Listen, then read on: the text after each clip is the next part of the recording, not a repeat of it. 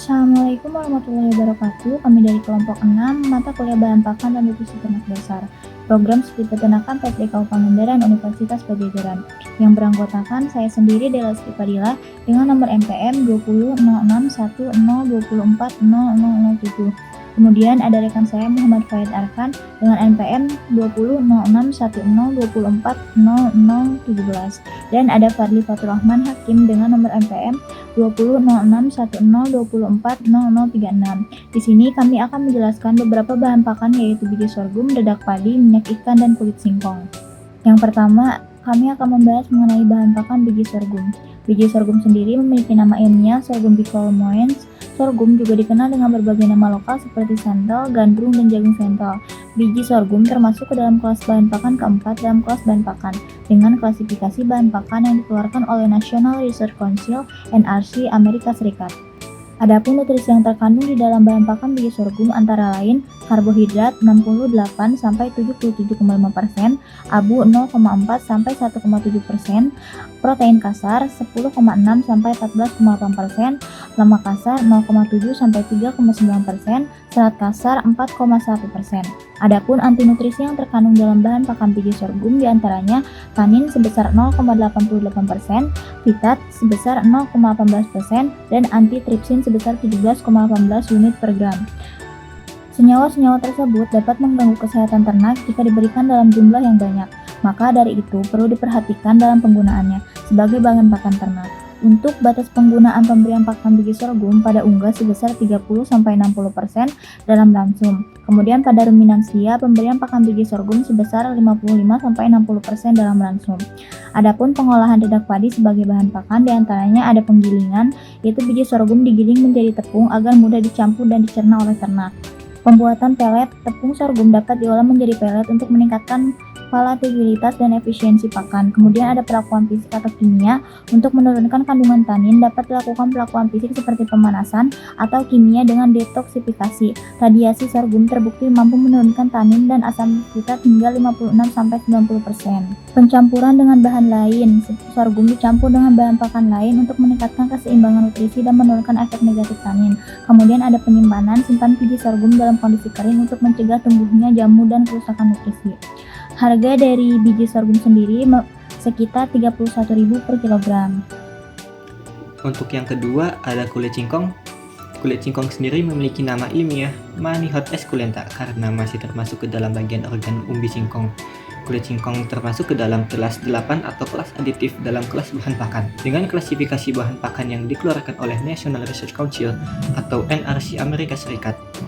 Adapun nutrisi yang terkandung dalam bahan pakan kulit singkong antara lain air 11,33%, abu 2,32-9,46%, protein kasar 4,08-8,11%, lemak kasar 1,22-4,02%, serat kasar 11,32-27,23%, BATN 56-80%. Adapun antinutrisi yang terkandung dalam bahan pakan kulit singkong yaitu HCN atau biasa dikenal dengan hidrogen cyanida dengan kandungan 150-360 mg per kilogram.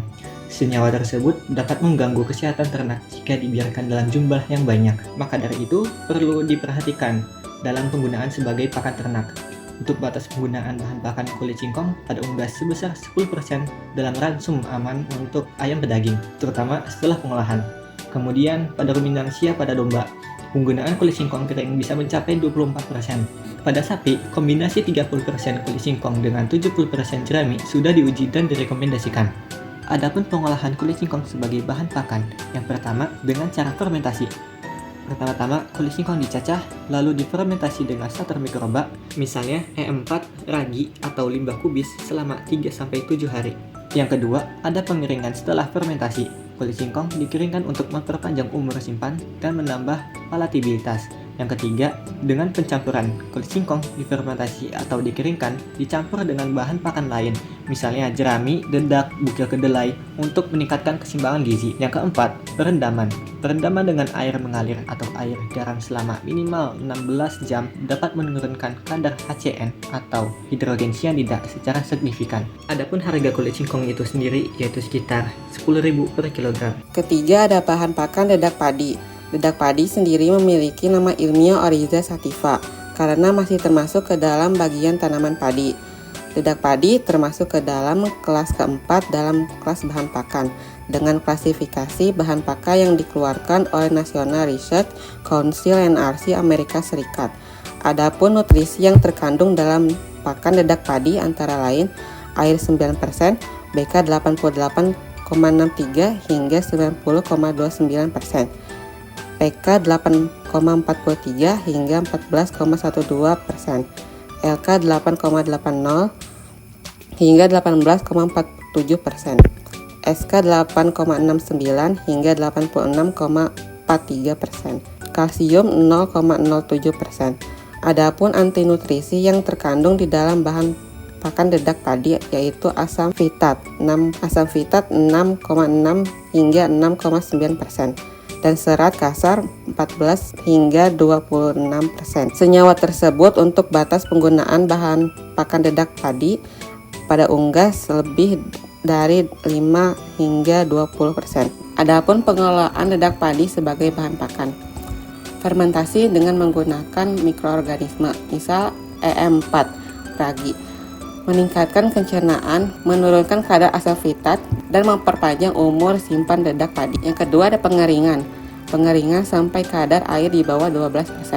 Sangat dianjurkan untuk mencegah ketengikan dan kerusakan selama penyimpanan. Selanjutnya ada penyimpanan. Simpan di tempat kering dan sejuk. Hindari kontaminasi dan gunakan dalam waktu singkat untuk mencegah ketengikan akibat tingginya kandungan lemak. Harga dedak padi sendiri sekitar 4.000 per kilo.